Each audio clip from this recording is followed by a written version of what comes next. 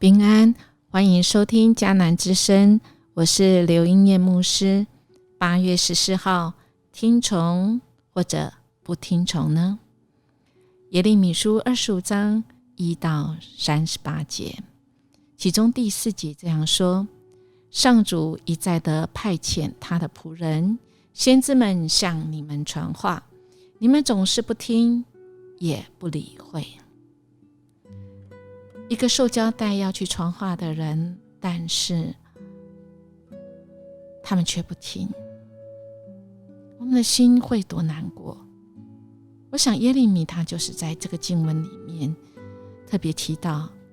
他那个焦急的程度，甚至他还贪早，就是他要一大早起来，他就赶快去宣讲，他很怕这些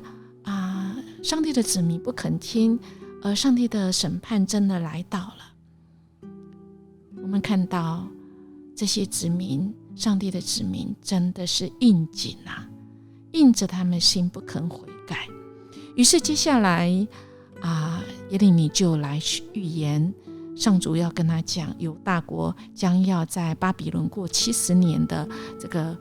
被掳的这个生活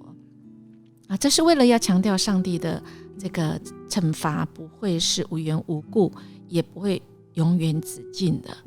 因为上帝是爱跟怜悯，上帝是有一个计划，要他的子民能够来回转来归向神。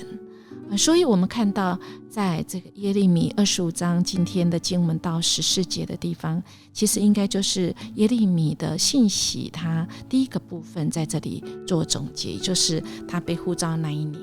开始，一直到他召巴录来做笔记书记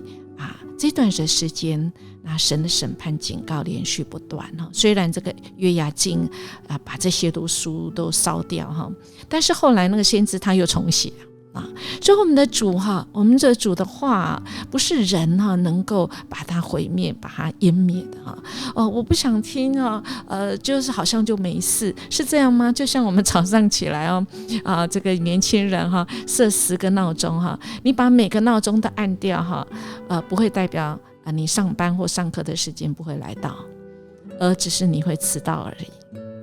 这些子民就是这样这个所谓的掩耳盗铃就是他们根本就是不想理会所以当然不想理会的时候呢，结果是什么？我们看到这个经文的后半段其实就知道了书节开始耶和华愤怒的酒杯就到了神的拯救被形容成愤怒的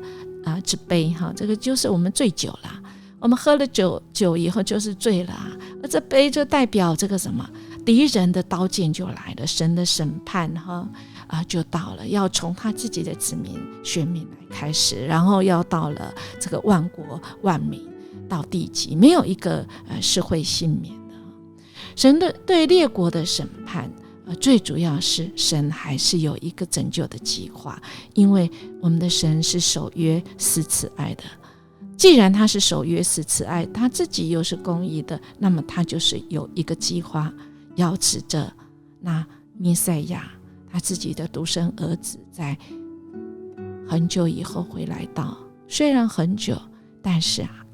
就是会来到，因为我们的主说话算话。亲爱弟兄姐妹，我们的主也对你我今天来说话。我们要等到那个醉酒之杯吗？